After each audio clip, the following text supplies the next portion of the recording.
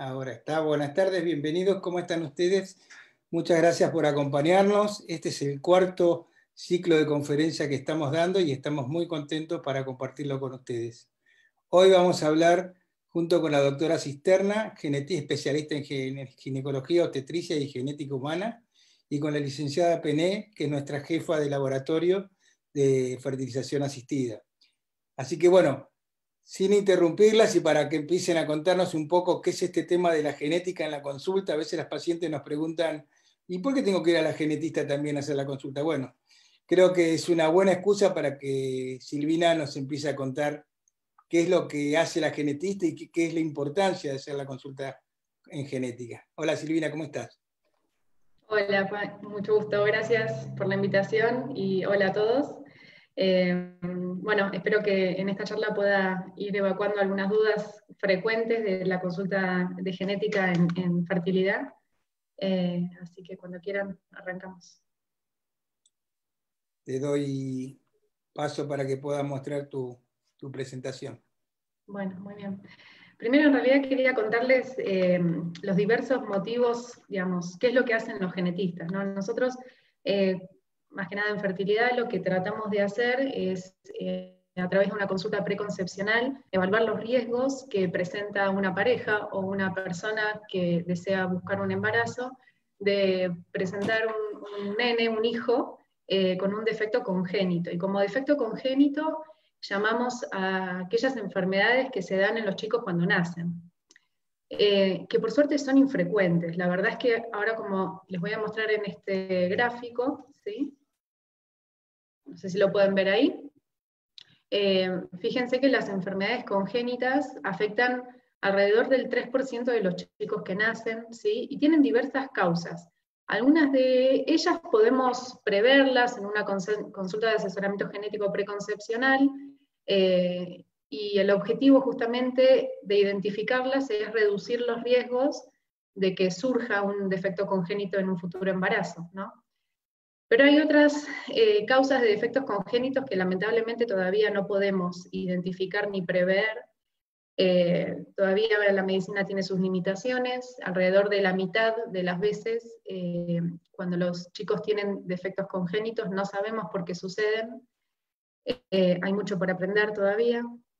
Después, más o menos el 25% de los defectos congénitos tienen un origen multifactorial, y esto es importante entenderlo porque en realidad muchas de las enfermedades tienen un origen multifactorial. Son enfermedades complejas porque interactúan no solo factores genéticos, y esto hablo de muchos genes, ¿sí? Y ahora les voy a contar un poquito más qué es un gen, sino también el medio ambiente, y que al interaccionar terminan generando la enfermedad, ¿sí? En algunas personas, y a veces en algunas otras personas no la genera. O sea, hay todavía variables que todavía no sabemos bien cómo funcionan, pero que hacen que en algunas personas sean más susceptibles a desarrollar una enfermedad y otras menos. Como otras causas de enfermedades congénitas, tenemos la exposición prenatal a algún factor que pueda alterar el desarrollo de un bebé. Siempre en la consulta de asesoramiento genético, así como también en la preconcepcional, interrogamos sobre consumo de drogas, de alcohol, de tabaco, exposición a algún factor ambiental que pueda alterar el desarrollo, y el calendario de vacunación, principalmente haciendo hincapié en dos infecciones, que son varicela y rubiola, que muchos por suerte ya tenemos anticuerpos, o sea, estamos ya protegidos, pero son muy importantes de determinar porque justo son dos infecciones que si uno contrae durante el embarazo pueden afectar al bebé, y para estas dos infecciones justamente tenemos vacunas, es decir, podemos prevenirlo antes de la búsqueda de un embarazo, así que esto lo revisamos por ese motivo también, ¿no? Y por último tenemos las causas genéticas de las enfermedades congénitas, y son un montón. La verdad es que hay múltiples causas. Como ven acá, nosotros tenemos nuestra información genética guardada en los cromosomas, que serían como las bibliotecas de nuestro cuerpo. En cada célula con núcleo de nuestro cuerpo tenemos 46 cromosomas, 23 heredamos de nuestro padre, 23 heredamos de nuestra madre, y dentro de los cromosomas tenemos los genes, que serían como los tomos de los libros de esas bibliotecas, ¿no? Imagínense que hay alrededor de 22.000 genes distribuidos en los 46 cromosomas, son un montón. Así que enfermedades genéticas hay un montón. Y pueden darse básicamente a nivel o de los cromosomas, o de estas bibliotecas que les contaba, o a nivel de los genes, que serían, otra vez, los tomos de los libros, ¿no? Uno de los estudios que más frecuentemente solicitamos en el centro de fertilidad es el estudio citogenético o cariotipo, por ahí muchos de ustedes ya lo conocen, que es lo que es la evaluación de las bibliotecas de nuestro cuerpo, o sea, los cromosomas. ¿Ven cómo se ven acá? Como bastoncitos, teñidos de distintos tonos de grises. En total, como ven acá, hay 46, o sea, hay 23 pares, 2 del par 1, 2 del 2 y así sucesivamente. XX femenino, XY masculino. Y estas banditas de color gris nos permiten identificar los cromosomas y además conocer si la estructura del cromosoma es normal, ¿no? Porque en algunas ocasiones, cuando hay problemas de la fertilidad, hay anomalías en los cromosomas de la estructura, ¿sí? En algunos casos hay, por ejemplo, un pedazo de cromosoma se intercambia de posición con otro, cambian de lugar, se intercambian de lugar, y esto justamente puede ser el motivo por el cual existe la dificultad en buscar un embarazo, en lograr un embarazo. E incluso este tipo de anomalías también pueden incrementar el riesgo de perder embarazos, o de tener chicos con discapacidad intelectual o con malformaciones, problemas de salud importantes. Ese es el motivo por el cual lo solicitamos muchas veces, ¿sí? En el contexto de evaluación, y esto es lo que vemos. Se hace con un estudio de sangre, demora en general un mes, lleva su tiempo, porque es un estudio complejo. Bueno, Alicia justamente puede explicar un poco mejor cómo se hace, porque es quien se ocupa de esto, pero es un análisis muy minucioso que requiere un cultivo celular y la evaluación a microscopio óptico de los cromosomas. Ahora, cuando nosotros hacemos el estudio de cariotipo, en quienes van a buscar un embarazo, lo que estamos buscando son alteraciones en los cromosomas que pueden predisponer a tener un niño con una alteración cromosómica heredada, ¿no? Entonces, este tipo de anomalías de cromosomas no suelen ser las más frecuentes. En realidad, las que más conocemos, las más frecuentes, son las anomalías de cromosomas que ocurren por azar, como por ejemplo el síndrome de Down, ¿no? El síndrome de Down es aquella enfermedad que ocurre cuando hay un cromosoma de más del par 21, una trisomía se llama. Hay otras anomalías de cromosomas de este tipo, la trisomía 18 y 13 son las que le siguen en frecuencia. También del resto de los pares de cromosomas pueden tener trisomías, en general son causas de pérdida de embarazo precoces en primer trimestre. Y este tipo de anomalías de cromosomas la mayoría de las veces ocurre por azar, de forma esporádica, son eventos muy, muy frecuentemente asociados a pérdidas tempranas de embarazo, que no necesariamente pueden volver a repetirse en un futuro embarazo, ¿no? Eso es importante saberlo también. En general ocurren por mala suerte, digamos. Ahora bien, este tipo de anomalías sí sabemos que tienen asociación con la edad materna o de quien aporta el ovocito. Nosotros sabemos que a medida que avanza la edad nuestra de las mujeres, nuestro riesgo de tener un hijo con una anomalía de cromosomas se va incrementando de forma progresiva. A cualquier edad tenemos riesgo, no es que hay un punto de corte en donde, o sea, blanco y negro, no, en realidad es progresivo, como ven en esta curva, ¿sí? Este es justamente el que muestra el riesgo de síndrome de Down, y va aumentando de forma progresiva, haciéndose un poquito más abrupta esa elevación de la curva alrededor de los 30 a 35 años, 35 o 40 años, ¿ven? Entonces esas otras cosas, esa es otra de los temas que evaluamos en la consulta de asesoramiento genético, y de acuerdo a la edad de la madre o de quien vaya a aportar el ovocito, podemos estimar una probabilidad de que se forme un niño, o un embrión, perdón, con una anomalía de cromosomas. Por supuesto, esta tabla no me voy a detener, pero bueno, es la que suelo utilizar para asesorar en la consulta, ¿no? Tener una noción un poco más clara de cuál es la probabilidad. También muchas veces nos pasa que sobreestimamos el riesgo, por ahí, no sé, vienen a la consulta mujeres de 35, 36 años y ya están muy asustadas porque creen que tienen un alto riesgo de tener un hijo con una anomalía de cromosomas, y un poco viendo estos riesgos, ¿no? En la tabla, uno entra un poco más con más claridad, con más precisión cuál es la probabilidad real, ¿no? Siempre lo más probable en realidad es que esté todo bien, ¿no? Un poco también esa es la intención, transmitir tranquilidad. Después, con respecto a las anomalías, con las anomalías genéticas, otro grupo grande de enfermedades tiene que ver con las enfermedades de los genes únicos, de estos tomos de los libros que les contaba. Hay descriptas miles de estas enfermedades. En la consulta de asesoramiento genético lo que hacemos es un interrogatorio de los antecedentes familiares, personales, buscamos datos que nos hagan pensar que puede llegar a haber algún factor hereditario en una enfermedad hereditaria, y, fundamental, siempre armamos el árbol genealógico, y preguntamos justamente si hay enfermedades que se repitan de generación en generación. Este árbol genealógico lo que muestra es eso. Los que están teñidos de celeste son quienes tienen una determinada enfermedad. Entonces, si nosotros hacemos el árbol genealógico y vemos que hay varios integrantes con una misma enfermedad o una misma manifestación clínica, y sospechamos que puede haber un factor hereditario, una enfermedad hereditaria de tipo, bueno, un mecanismo de herencia específico que es dominante, que suele, digamos, poder identificarse con este análisis de la genealogía, ¿no?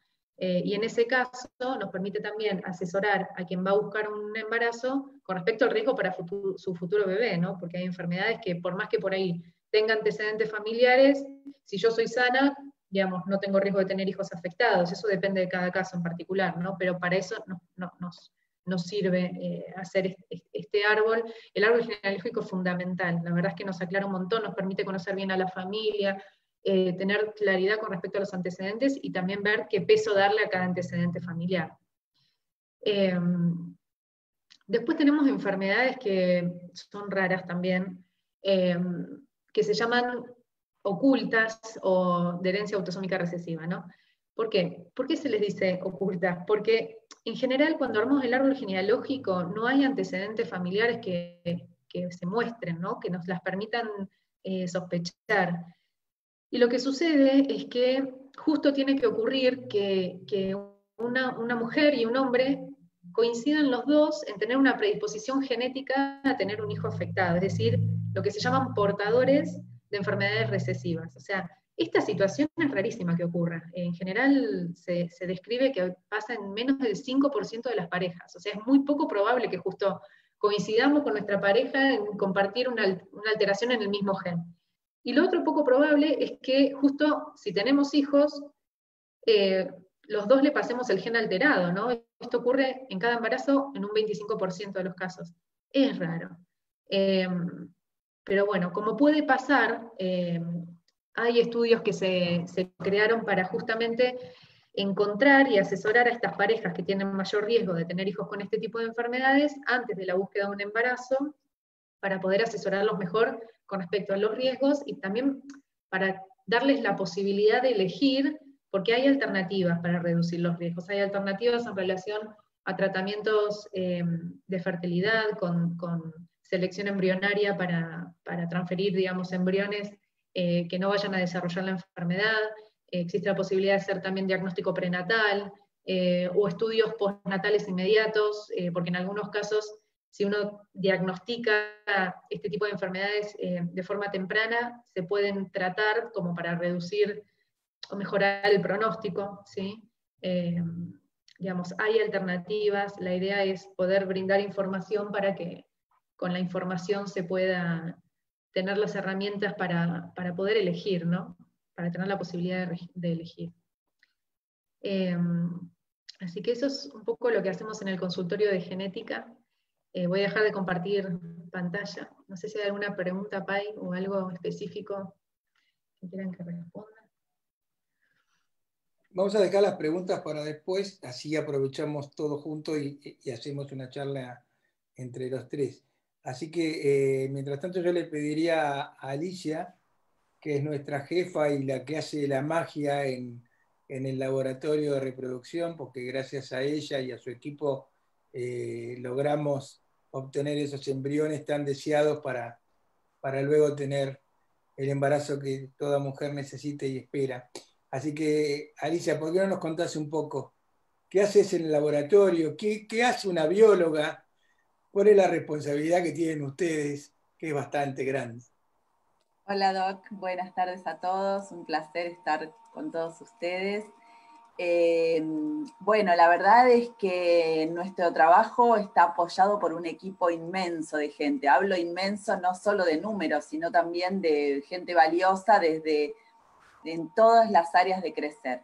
Y la realidad es que dentro del laboratorio de embriología estamos biólogas y técnicas que lo que hacemos es, la verdad, es ser bastante minuciosos. Todos tenemos una especie de trastorno obsesivo compulsivo con el orden. Somos muy minuciosas y tenemos que tener en cuenta cada detalle para poder tener todo bajo control, ¿sí? No dejar nada librado al azar.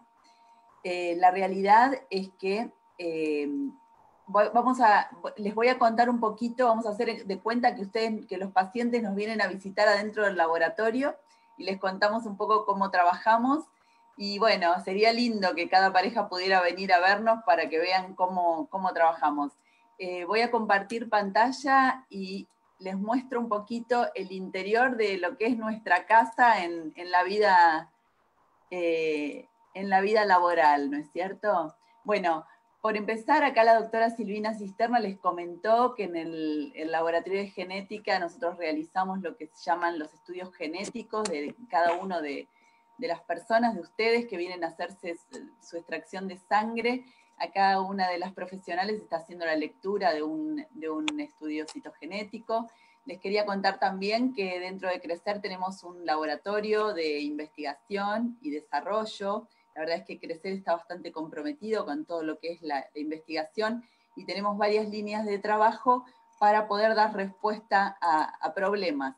Y acá está el laboratorio de embriología propiamente dicho, en el cual trabajamos desde muy temprano a la mañana hasta bastante tarde a la tarde, tratando de lograr el tan deseado embarazo. Acá es donde nosotros tenemos que arrancar trabajando incluso bastante antes de que lleguen sus óvulos, sus espermatozoides al laboratorio. Cada día tenemos en cuenta un montón de parámetros, temperaturas, de incubadoras, de heladeras, el funcionamiento de los aparatos de filtrado de aire, comprobar que los gases de nuestras incubadoras realmente estén dando todo lo mejor, porque nuestra intención es que el trabajo dentro del laboratorio sea lo más parecido a lo que ocurre dentro del organismo.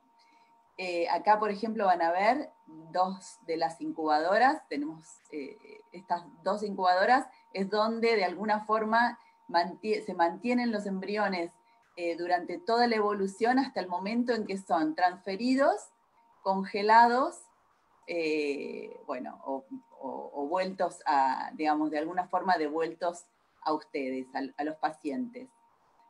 También está el laboratorio de criopreservación, en el cual mantenemos todo el material biológico, tanto los embriones como los óvulos y los espermatozoides congelados, todo con sus rótulos.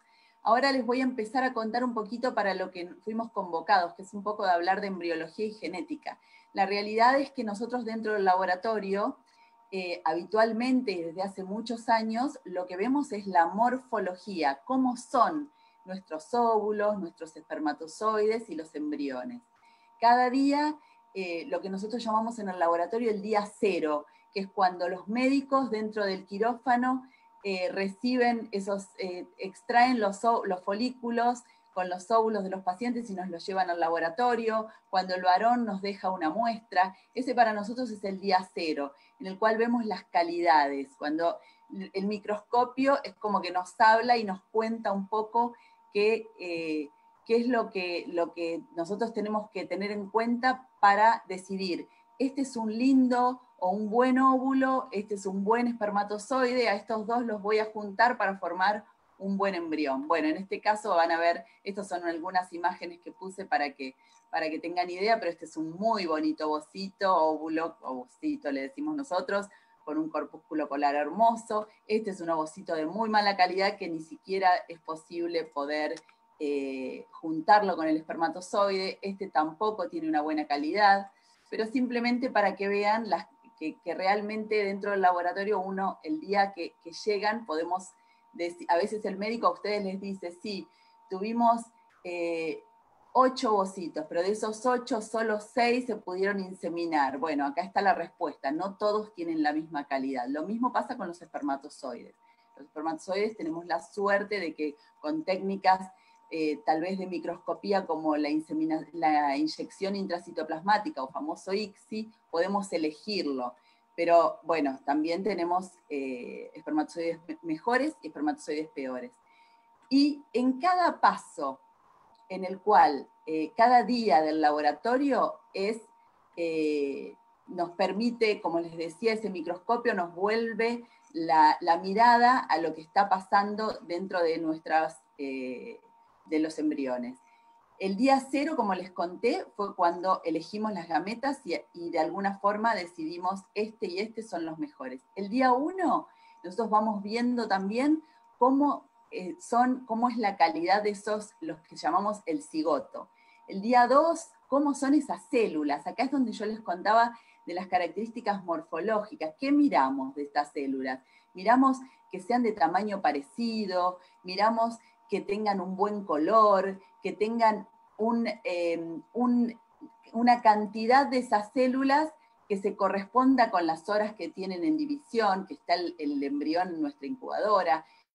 Pasamos del día 2 al día 3, ustedes seguramente hay muchos pacientes que saben un montón de esto porque sé que se interesan y miran videos, o sea que un embrión de 8 células, una mórula, son embriones que seguramente son imágenes que ustedes ya conocen.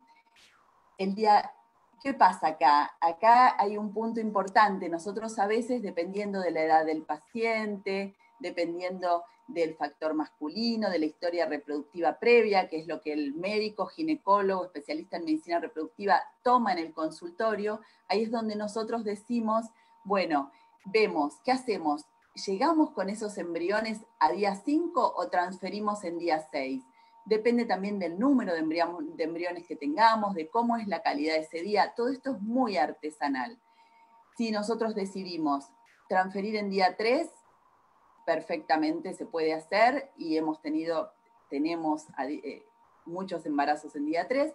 También se pueden dejar esos embriones, sobre todo si tenemos un número de embriones bastante importante o tenemos muy buena calidad, también lo podemos llevar hasta día 5. ¿Qué hacemos? Los dejamos 24 horas más en incubadora, miramos cómo esas células que antes eran como un racimo de uvas se empiezan a fusionar y luego cómo empieza a formarse esta estructura que es lo que llamamos blastocisto, que seguramente también conocen el nombre, en el cual ya el embrión está en un estadio que estaría listo para transferirlo al útero en caso de que la paciente esté preparada, o para congelarlo, o para realizar un estudio genético del que ahora les voy a contar. Pero bueno, es importante que sepan que el blastocisto tiene, a ver, ya les voy a mostrar, tiene una capa de células externa que se denomina trofectodermo y una capa de células o macizo celular interno que es lo que va a dar origen al feto, mientras que las células del trofectodermo van a dar origen a la placenta. ¿Qué es lo que hacemos? Nosotros muchas veces la morfología es lo que utilizamos, como les decía, a diario para decidir qué embrión vamos a transferir. Vamos a decir, este embrión es óptimo en cuanto a calidad, es lindo, pero muchas veces la morfología no necesariamente se correlaciona con el estado cromosómico de estos embriones que seleccionamos. El estado cromosómico es lo que les comentó la doctora Cisterna, son esos 46 cromosomas. Nosotros solo podemos ver, es lindo, es regular o es feo, pero no mucho más. La morfología, miren, acá les voy a mostrar en esta foto, embriones de día 3, todos más o menos parecidos en cuanto a su morfología, que al llegar a día 5 se biopsian, y acá se ve que esos embriones que nosotros considerábamos que eran bonitos, muchos de esos no es posible, o sea, eran anormales. Los que van a ver con la flecha roja eran anormales genéticamente. Entonces, ¿qué es lo que nos permite a nosotros dentro del laboratorio la biopsia embrionaria? Nos permite aumentar la tasa de implantación porque vamos a estar seguros que ese embrión es normal.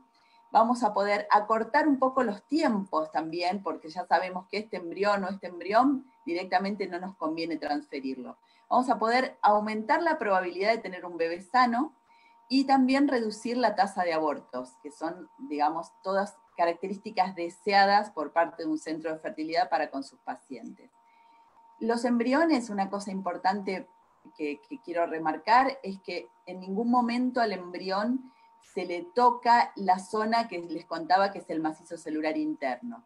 El embrión se extrae en unas 5 o 6 células del trofo ectodermo y con eso directamente nosotros ya podemos realizar el estudio genético que les comentó la doctora Cisterna, de cada una de esas células tiene su núcleo y tiene un porcentaje de certeza muy importante como para que nos quedemos tranquilos que ese embrión es genéticamente normal.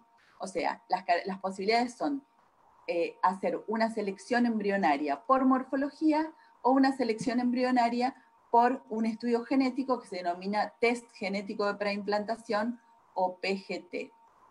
Doc, si quiere que siga con algún tema más o quieren directamente arrancar con alguna pregunta. Acá la que manda es usted, por eso es la jefa. Estaría bueno si pudiéramos ver un videíto de cómo es una...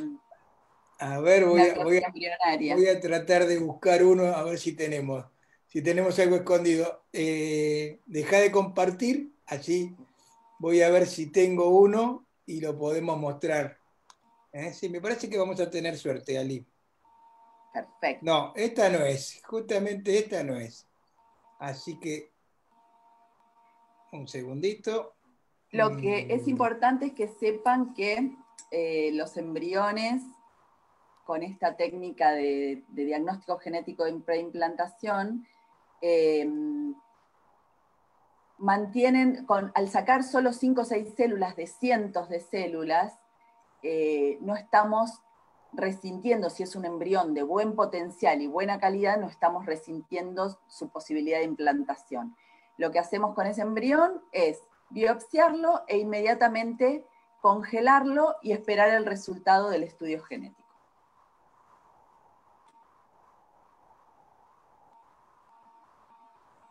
Me parece que era este, ahora lo encontramos.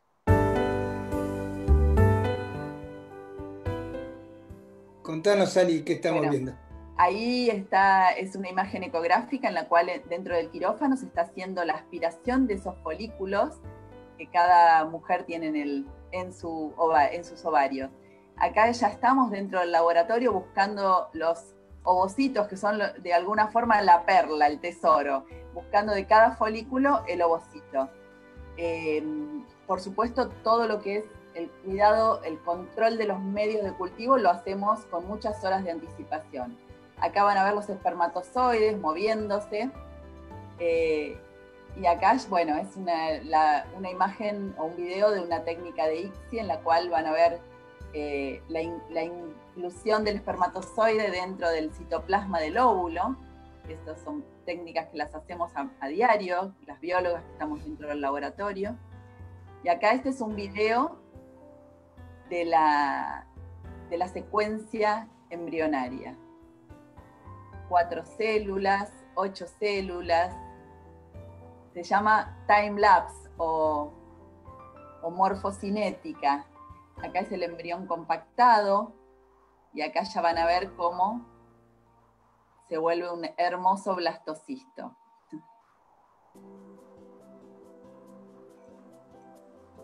Bueno, con una micropipeta se sostiene al embrión y con otra se toman algunas células, se aspiran algunas células, se da con ayuda de un láser unos pulsos como para poder cortar esas células y que el embrión vuelva a su normalidad y nosotros quedarnos con la cantidad de células que están en el interior de esta pipeta. Los embriones son elásticos, así que ustedes van a ver esas células que están saliendo. Esto es lo que mandamos a analizar, ¿sí? Y una cosa importante es que los embriones, en este estadio, se los llama totipotenciales. ¿Qué quiere decir? Que no es que uno saque una célula y esa célula iba a servir para formar tal o cual estructura. No, en este momento los embriones son indiferenciados y todas las células pueden volver a constituir, a regenerarse y volver a rearmar el embrión. Bueno, si quieren podemos empezar a responder algunas preguntas que nos han estado haciendo.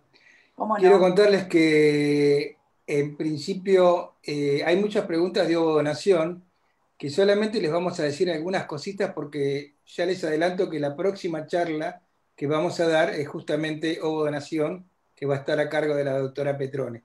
Así que ahí van a tener un montón de preguntas que la doctora Débora Petrone va a poder contestar mucho mejor que nosotros. Pero dentro de esas preguntas hay una pregunta que es muy interesante, que fue una de las primeras, que dicen si el COVID provoca anomalías en los ovocitos. Silvina, interpreto que quizá anomalías genéticas, y te quisiera preguntar a vos, a ver qué opinás.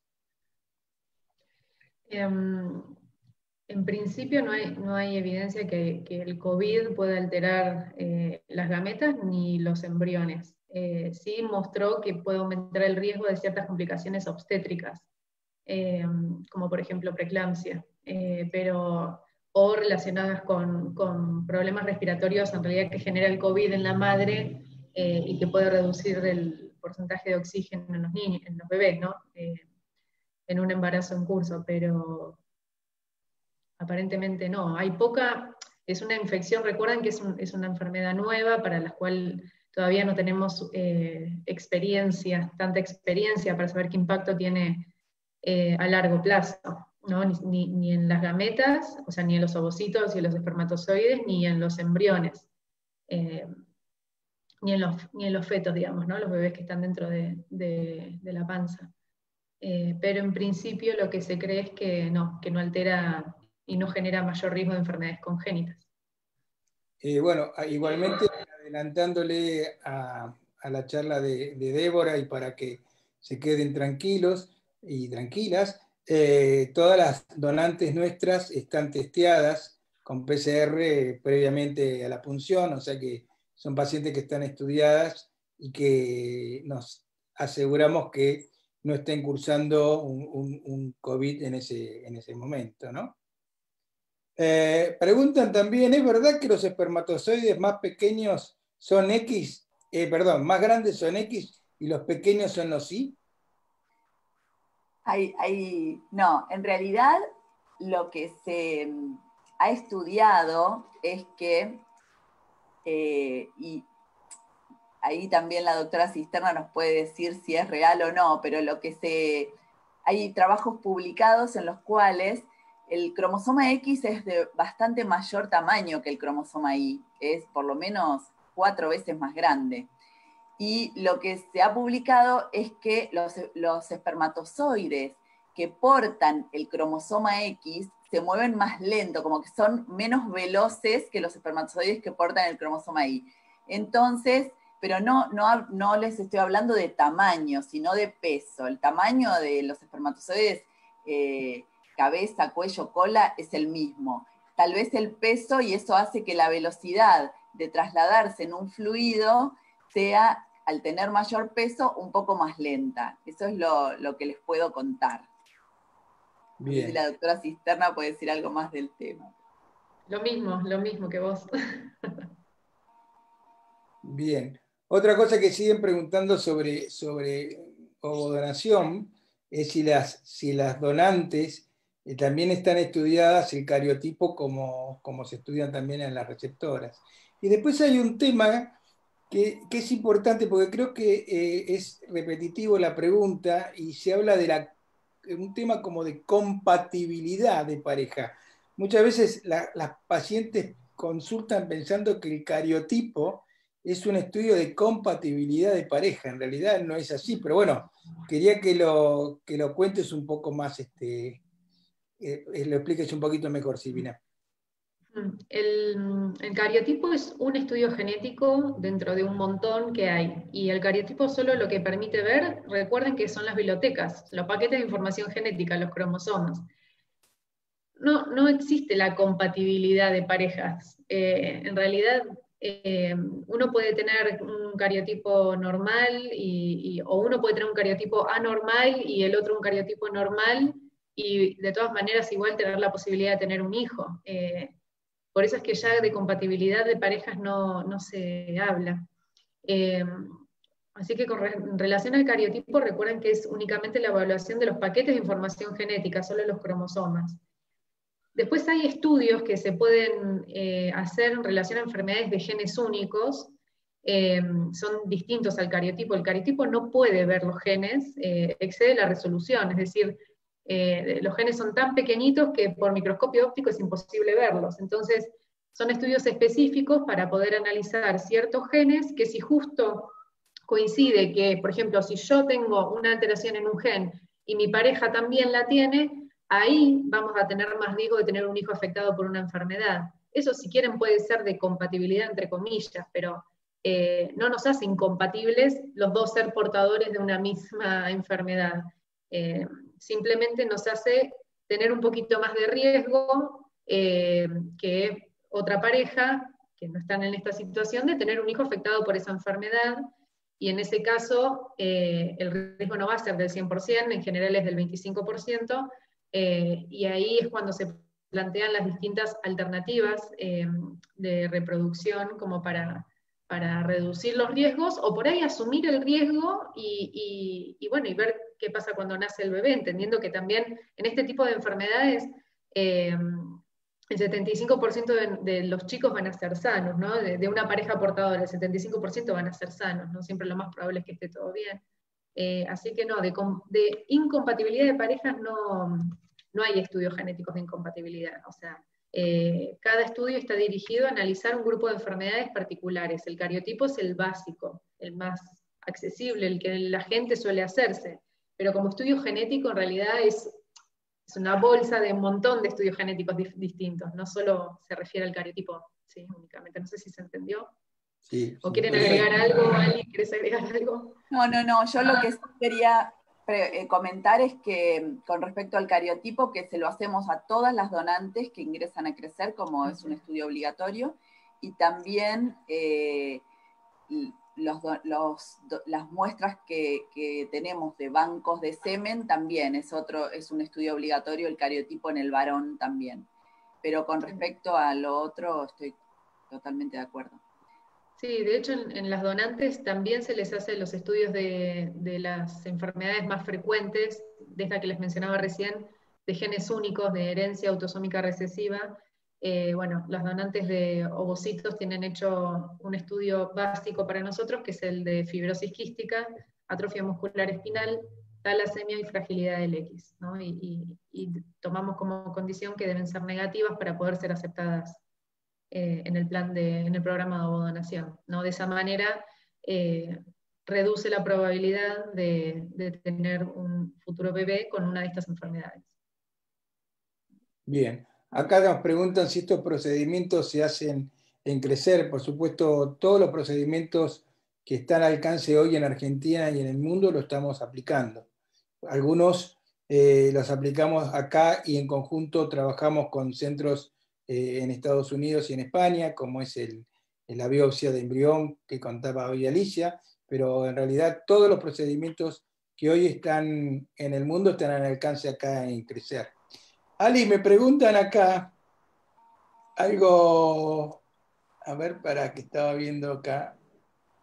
Ay, se me perdió.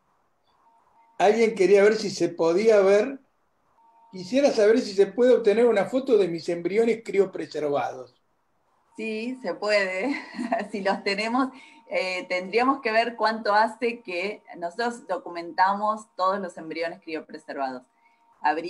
Lo que tiene que hacer es mandar un correo electrónico a Crecer, comentar con nombre y apellido y fecha aproximada en que se realizó el estudio, y nosotros buscamos dentro de nuestros registros si tenemos esos embriones fotografiados. Lo que interpreto que no se pueden ver cuando están criopreservados. Solamente los ha tienen que, fotografiado antes. primero Claro. se fotografían, luego se criopreservan, sí, así es. Silvina, preguntan sobre el síndrome de Turner, si es un impedimento para embarazo. En el síndrome de Turner, cuando la anomalía de... A ver, el síndrome de Turner es una enfermedad producto de una anomalía de cromosomas, en donde en vez de haber 2 cromosomas X, hay un solo cromosoma X. O sea, en total hay 45 cromosomas. Son mujeres que cuando esta anomalía está presente en todas las células del cuerpo, esto se llama línea pura, suelen tener infertilidad, es decir, sus ovocitos, digamos, no tienen ovocitos para lograr embarazo, se asocia muy frecuentemente a infertilidad. Ahora hay mujeres con síndrome de Turner que tienen lo que se llama mosaico, es decir, hay células que tienen la anomalía de cromosomas y células normales, 46XX. Y estas mujeres se ha visto que pueden lograr embarazos de forma espontánea. Suelen tener mayor dificultad, suelen tener trastornos de fertilidad, suelen ser motivos de consulta en los centros de fertilidad. Muchas veces, digamos, vienen sin saberlo, se hace un cariotipo y ahí se diagnostican, ¿no? Pero hay casos reportados en donde mujeres con síndrome de Turner, con mosaicos de síndrome de Turner, logran embarazos de forma espontánea. No es lo habitual, pero bueno, puede pasar. Ahora, hay mosaicos de síndrome de Turner que son de bajo grado, cuando involucran menos del 10% de las células, y en estos casos la realidad es que parecería no impactar en la fertilidad, y tampoco parecería aumentar el riesgo de aneuploidías, es decir, de anomalías de cromosomas en futuros bebés.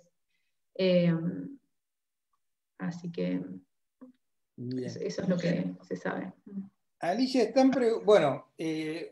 hay quienes preguntan mucho sobre PGT y cómo, o sea, las biopsias. A mí me gusta decir biopsias embrionarias porque después le ponen un montón de siglas y los médicos tendemos a complicar las cosas y a ponerle cada uno una sigla diferente y estamos hablando de la misma cosa. Pero bueno, para que la gente entienda más fácil, preguntan, por ejemplo, para que expliques un poco más cómo es la técnica, cuánto tiempo tarda en informarse. Eso, me adelanto, tarda el tiempo que podamos enviarlo a Miami y volver. Hoy tenemos un problema en el traslado de las muestras de las biopsias por una cuestión del COVID, pero más o menos tardaban 20 días, ahora estamos tardando 30 días, pero en ese tiempo está. Pero de todas maneras, me gustaría que vos comentes un poco más con respecto a la técnica. Bien,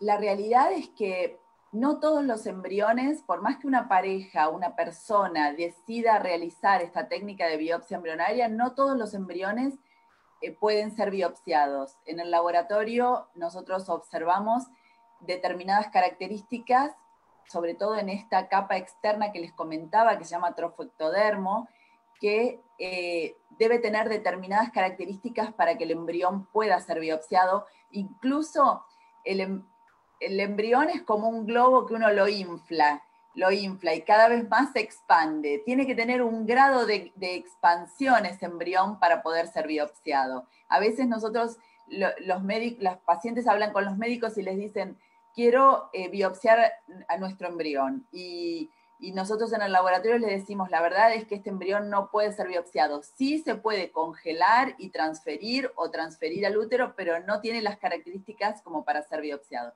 O sea, poder biopsiar un embrión requiere de una determinada morfología de este embrión que nos permita poder sacar esas 4 o 5 células y tener que ese embrión continúe siendo viable. Hay embriones en los cuales esas 4 o 5 células no están accesibles, entonces no se lo puede biopsiar. La biopsia es muy sencilla, dura, les diría, segundos. Nosotros posicionamos el embrión en el microscopio con los micromanipuladores, con una micropipeta, que es esa que les mostré en el gráfico, en la foto, se sostiene como si fuera una sopapita que se sostiene al embrión, y con la otra se realiza la aspiración de esas 5 o 6 células, y con pulsos de láser se hacen 3 pulsos de láser para cortar 2 en puntos equidistantes esas células, y directamente se aspiran las células. Nos trasladamos a la cabina de flujo laminar para trabajar siempre en esterilidad. Al embrión, como se lo guarda en medios de cultivo para mantenerlo en sus condiciones óptimas, para después congelarlo, y con esas células se sigue trabajando en el laboratorio. Esas 5 o 6 células que les comentaba, los embriólogos lo que hacemos es colocarlas en determinados medios de cultivo y congelarlas. Pasan a un ultrafreezer a menos 80 grados, y como les decía el doctor Elena, nosotros realizamos la biopsia embrionaria, el almacenamiento de las células, pero la última parte, que es el análisis genómico de esas células, se realiza en el exterior, o sea, viene un transporte, se lleva en condiciones de conservación esas células, y el resultado es el que nos dice de cada embrión que biopsiamos cuál es, si es un embrión normal, que aparece una sigla para los que ya se lo han hecho, dice euploide, o embrión normal, femenino, masculino, da todas las características, o embrión anormal. Y si es anormal, explica ese informe cuál es el cromosoma de más o de menos que tiene ese embrión. Bien, acá me preguntan si un embrión congelado, si está en congelado, tiene la misma capacidad de implantarse en un día 5 o en un día 3. En realidad es una mezcla de preguntas. Algunas preguntan si los embriones en día 5 y otros en día 3, que ya han sido vitrificados o congelados, tienen posibilidad de implantarse, ¿no? Los embriones, si son de buena calidad y van a soportar perfectamente las técnicas de vitrificación, que son el congelamiento embrionario, y van a descongelar y van a estar igual que cuando los congelamos.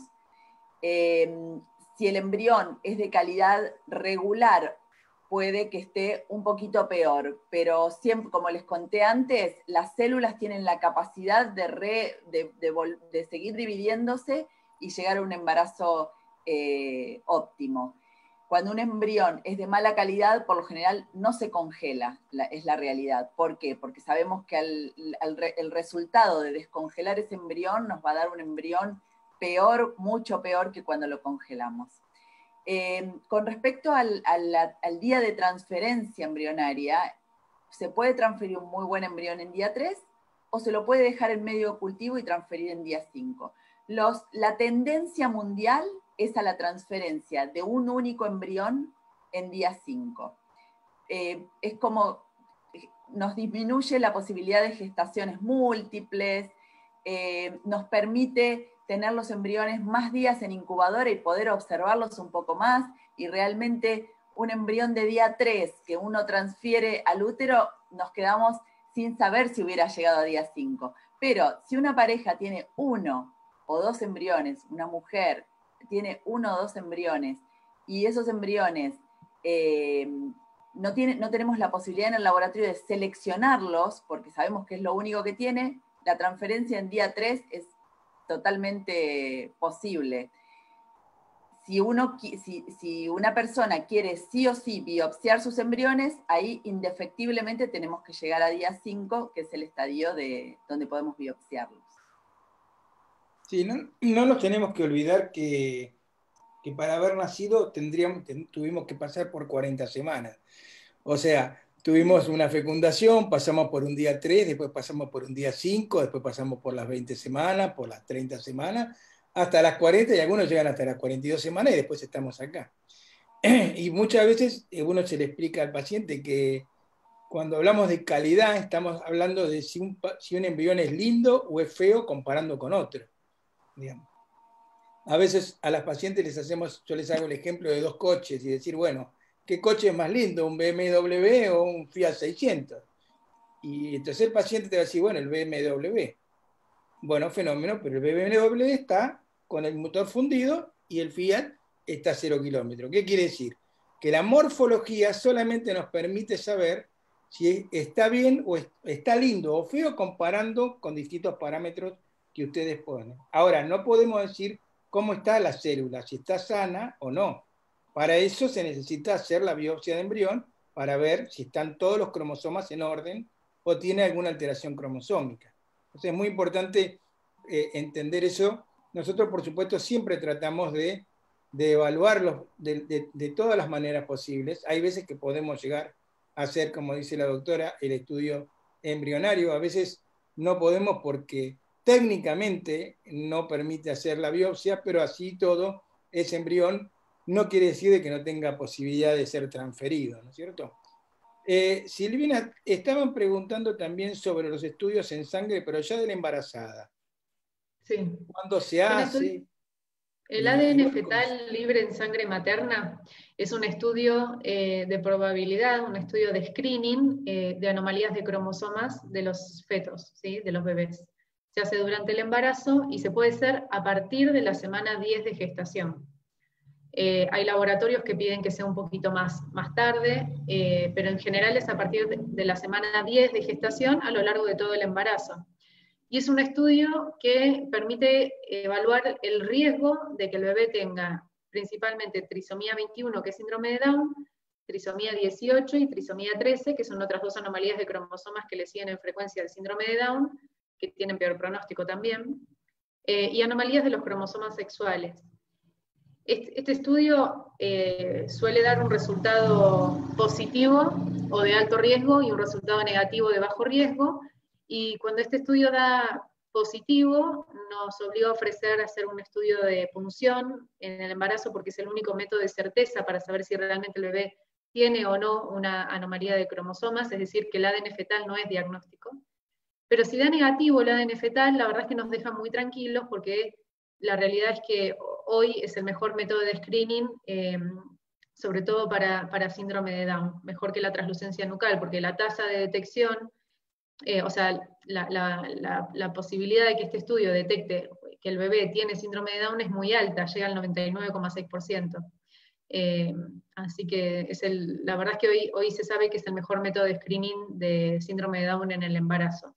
Se hace con una muestra de sangre materna, en la sangre circula ADN fetal, en realidad ADN que viene de la placenta, principalmente del embarazo, mezcla con ADN de la mamá, y después con un equipo de biología molecular se determina si hay mayor cantidad de ADN de determinado par cromosómico, y así se calcula la probabilidad de que el bebé tenga una de estas anomalías de cromosomas. Y se hace a partir de semana 10 de gestación a lo largo de todo el embarazo, no hay un límite. ¿Puedo, doctor Elena, perdón, puedo responder una pregunta que leí en el chat, sí, que me pareció importante aclarar? Hicieron una pregunta que me pareció interesante en relación al cariotipo y a la evaluación que se hace en las ovodonantes, porque acá Diego y Lorena dicen, además, con este cariotipo, ¿se puede chequear si hubiera un parentesco entre mi pareja y una donante? Eso no se puede chequear, no lo vamos a saber con el cariotipo, no se puede hacer compatibilidad, esto que hablábamos antes, digamos, si hay relación de parentesco, en realidad no lo podemos saber con un cariotipo. Para eso se hacen estudios moleculares específicos, de filiación se llaman, ¿sí? Así que no forman parte de los estudios de rutina cuando una pareja va a ovodonación. Lo único, justamente era lo que te iba a preguntar, esa pregunta era interesante.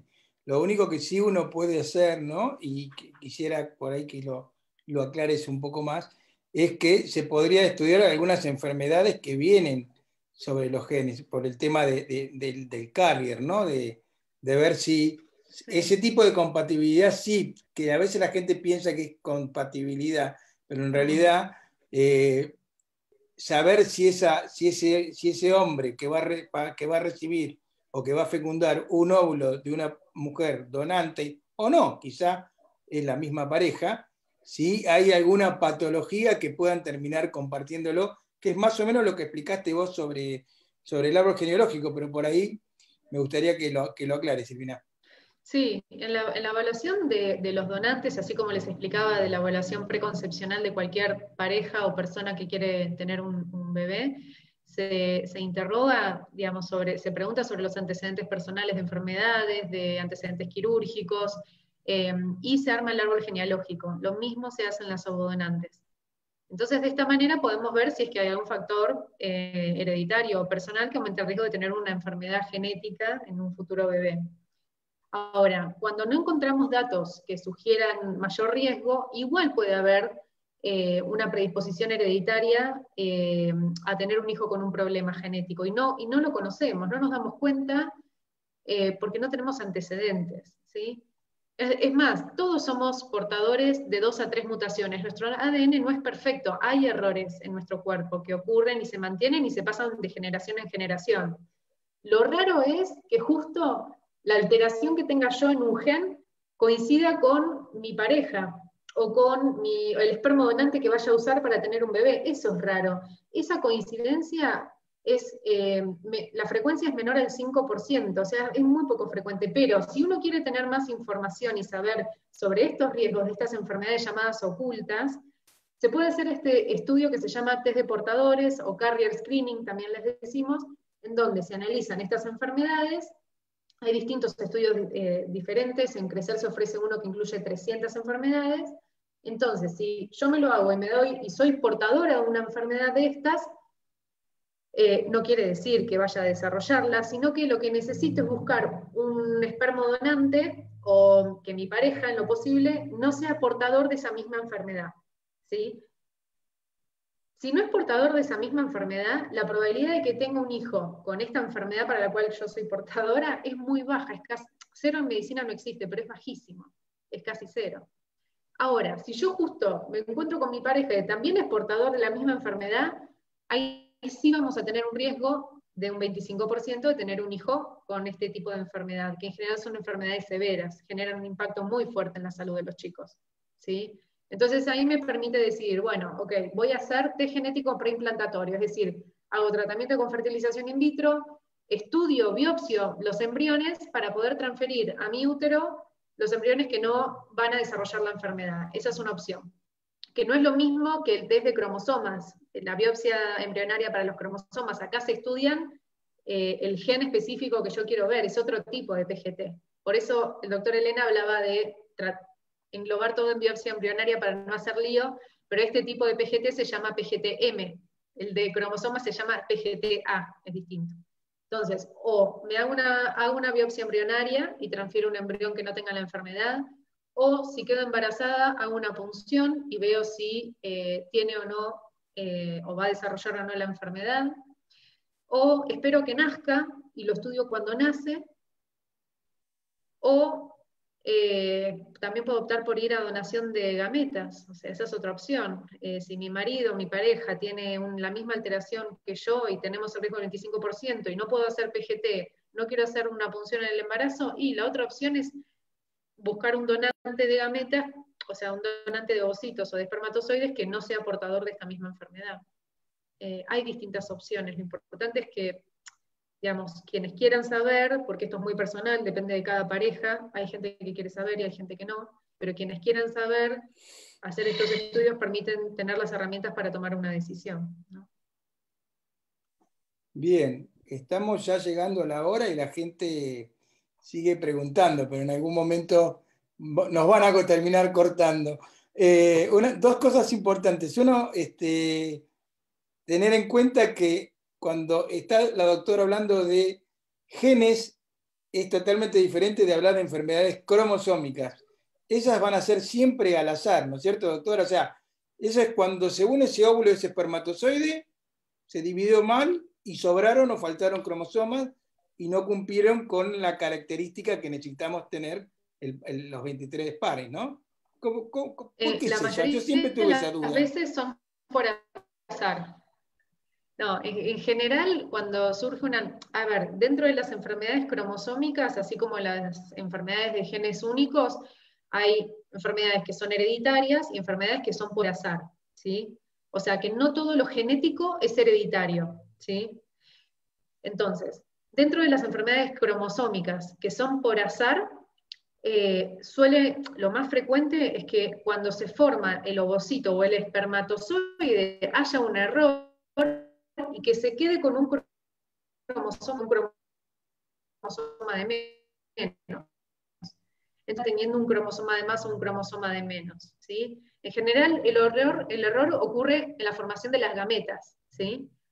Ahora, cuando hay una anomalía de cromosomas hereditaria, ocurre que uno de los padres tiene por ejemplo, una traslocación balanceada, ¿sí? Es decir, esto que les explicaba, un pedacito de cromosoma se intercambia de lugar con otro, y ese tipo de anomalía estructural de los cromosomas de uno de los padres, que para quien lo tienen ni se entera muchas veces, excepto que haga un cariotipo por algún motivo, pero ni se entera porque son personas sanas, porque no pierden ni ganan material genético, pero ese tipo de anomalías estructurales hacen que cuando vamos a buscar un embarazo, el embrión pueda tener un pedazo de cromosoma de más o un pedazo de cromosoma de menos, y ese desbalance en la cantidad de información genética es la que produce problemas, y esa sí es una anomalía de cromosomas hereditaria. Son raras igual, son infrecuentes, pero bueno, puede pasar, y la sospechamos, por ejemplo, cuando hay parejas que tienen pérdidas recurrentes de embarazos, cuando tienen muchos años de búsqueda de embarazo y no lo logran, cuando hay antecedentes familiares de discapacidad intelectual, de malformaciones. ¿Sí? Gracias. Alicia, dos preguntas y ya nos estamos despidiendo. ¿Cómo no? Pero preguntaban, una de las preguntas es, ¿cuánto tarda en fecundar un espermatozoide a un óvulo y formar su primer célula, ¿no? Sí, la estaba respondiendo por escrito. La realidad no es que... vale. Esto tiene que ser público. Pensé que no llegábamos. No, sí. No, si es por fertilización in vitro, en donde ponemos los óvulos y los espermatozoides juntos y los dejamos que actúen normalmente, en las primeras 3 horas los espermatozoides ya hacen binding en la zona pelúcida, o sea, en la membrana externa del ovocito, y uno de ellos, el mejor, ya puede entrar dentro de las primeras 3 horas. Nosotros recién lo podemos ver dentro del laboratorio, que sería la primera imagen que les mostré, que era como un óvulo con un 8 en el centro, que es el cigoto. Recién lo podemos ver alrededor de las 16, 18, 20 horas post-inseminación, o sea, desde que ponemos los ovocitos en contacto con los espermatozoides. En el caso de la técnica de ICSI, en ese caso, ahí, en cuanto nosotros colocamos el espermatozoide dentro del óvulo, que ya sabemos que es maduro, ya en ese momento se considera que podría, si luego los complementos cromosómicos de ambas gametas se pueden encontrar, ya se consideraría que estaría fertilizado, pero nuevamente lo volvemos a ver al otro día a las 16, 18 horas, la evidencia de la fertilización. Por eso las biólogas nos hacen trabajar muy temprano los médicos. Y cuando los pacientes tienen que ingresar temprano a quirófano, es porque si no, las biólogas tienen que venir muy tarde a ver la unión de esos dos pronúcleos, ¿no es cierto, Alicia? Las horas son muy importantes dentro del laboratorio de reproducción asistida. ¿Qué es el hatching asistido? Que estaba ayer, la doctora Petrone estaba posteando un informe sobre esta práctica. ¿Qué es? Bueno, el hatching asistido es... el hatching es algo normal en los embriones. El embrión, que es un blastocisto, llega a un punto en el cual tiene que romper su membrana para poder apoyarse en el endometrio, que es la pared del útero, y empezar la fase de implantación. El hatching, ese sería el hatching normal de un embrión. Nosotros, en algunos casos que observamos determinadas características en los embriones, sugerimos que esos embriones se los ayude, o sea, se los asista por medio de realizar un orificio en esa membrana para ayudar a la salida de ese embrión. ¿Por qué puede ser que le cueste más salir? Puede ser porque fue un embrión que estuvo congelado y el congelamiento a veces endurece un poquito esa membrana externa del embrión. Puede ser porque ya de por sí ese embrión tenga lo que llamamos una membrana externa espesa que sea constitutivo de ese embrión, o puede ser en algunos casos en edad materna avanzada, en mujeres con edad materna avanzada, por alrededor de los 38, 40 y más, que tengan también un endurecimiento en esa membrana externa del embrión, que bueno, que ya viene del óvulo, y que necesiten esa ayuda. Al hacer ese orificio, el embrión no pierde tanta energía en salir del caparazón, digamos. Es como el pollito cuando rompe el cascarón, yo lo manifiesto así, y puede implantarse más fácilmente. Bien. Bueno, vamos despidiéndonos. Silvina, si leíste alguna otra pregunta o si querés decir algo antes de terminar. No, no leí más preguntas y solo agradecer porque estén todos ahí escuchándonos y espero que les haya resultado útil y bueno, los esperamos por cualquier duda o consulta que quieran hacer, o estamos acá para ayudarlos. La jefa, Alicia. Bueno, y yo lo último que les quiero contar es que CRECER, el área de investigación de CRECER, está conjuntamente con muchos otros centros del resto del mundo en un proyecto de estudios genéticos no invasivos, en un proyecto de investigación para desarrollo de un test genético no invasivo, que se llama NIPGTA. Todavía se está completando, digamos, la casuística, pero la idea es que los embriones en su medio de cultivo, por supuesto hay que cultivarlos de a uno, en su medio de cultivo liberan trazas de ADN, entonces no sería necesario hacer la biopsia, sacar esas 5 o 6 células de las que estuvimos hablando, sino que tal vez con la aspiración de ese medio de cultivo podamos tener la respuesta de cómo era ese embrión genéticamente. Todavía no se ha logrado la misma sensibilidad y especificidad en los resultados de lo que se logra con una biopsia embrionaria, pero son a futuro alternativas. Bien. Un orgullo para todos nosotros poder participar en estudios internacionales, ¿no es cierto? Así es. Bueno, primero agradecerle a la gente, porque ustedes no saben la cantidad de cariño que nos envían a través de sus chats. Cada charla es un gusto recibir preguntas y cómo comentan y con el respeto que se dirigen hacia todos nosotros y con el cariño. Así que eso quiero rescatarlo. La otra cosa a rescatar que sigo leyendo es las técnicas de fertilización asistida han ayudado a muchas mujeres a tener hijos, incluso en edad avanzada. A veces habrá que elegir otro tipo de tratamiento, pero cuando los pacientes nos preguntan si pueden ser mamá, yo les contesto que sí, que siempre hay una posibilidad de ser madre y siempre vamos a tener alguna respuesta para darles. Preguntaron mucho de ovodonación, discúlpenme, no quise leer las preguntas porque para eso tenemos una excelente charla que vamos a tener el mes que viene con la jefa del programa de ovodonación, la doctora Petrone, así que a ella la van a tener que exprimir y preguntar todo lo que ustedes quieran.